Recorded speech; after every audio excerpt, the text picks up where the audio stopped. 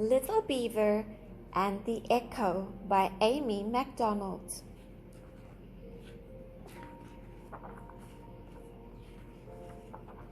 Little Beaver and the Echo.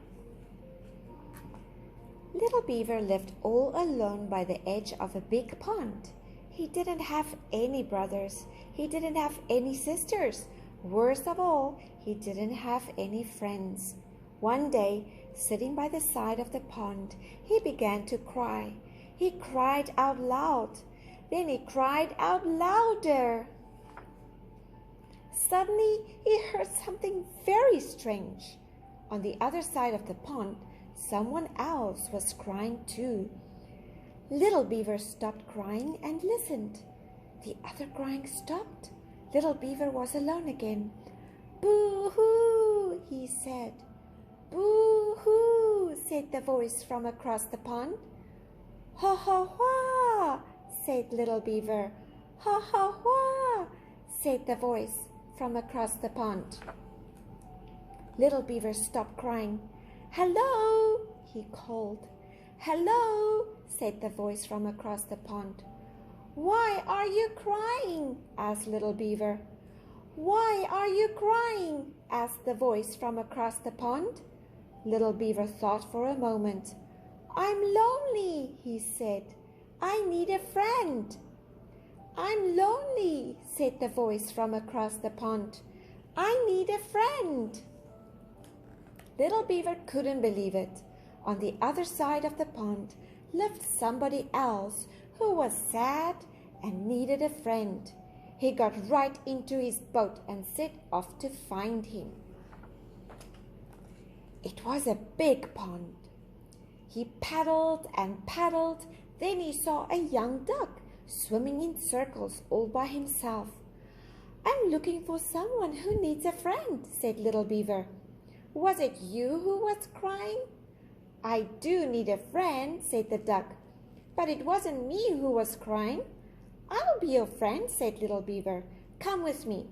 So the duck jumped into the boat. They paddled and paddled.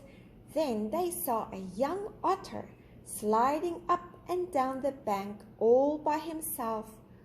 "We're looking for someone who needs a friend," said Little Beaver. "Was it you who was crying?" "I do need a friend," said the otter. "But it wasn't me who was crying." "We'll be your friends," said Little Beaver and the duck. "Come with us." So the otter jumped into the boat. They paddled and paddled. Then they saw a young turtle sunning himself all alone on a rock. "We're looking for someone who needs a friend," said Little Beaver. "Was it you who was crying?" "I do need a friend," said the turtle. "But it wasn't me who was crying." "We'll be your friends," said Little Beaver and the duck and the otter. "Come with us." So the turtle jumped into the boat, and they paddled and paddled until they came to the end of the pond. Here lived a wise old beaver in a mud house all alone. Little Beaver told him how they had paddled all around the pond to find out who was crying. It wasn't the duck, he said. It wasn't the otter, and it wasn't the turtle. Who was it? "It was the Echo," said the wise old beaver. "Where does he live?" asked Little Beaver. "On the other side of the pond," said the wise old beaver. "No matter where you are, the Echo is always across the pond from you." "Why is he crying?" said Little Beaver. "When you are sad, the Echo is sad," said the wise old beaver. "When you are happy, the Echo is happy too." "But how can I find him and be his friend?" asked Little Beaver. "He doesn't have any friends, and neither do I." "Except for me," said the duck. "And me," said the otter. "And me," said the turtle. Little Beaver looked surprised. "Yes," he said, "I have lots of friends now." And he was so happy that he said it again very loudly. "I have lots of friends now." From across the pond a voice answered him. I have lots of friends now." "You see," said the wise old beaver, "when you're happy, the echo is happy.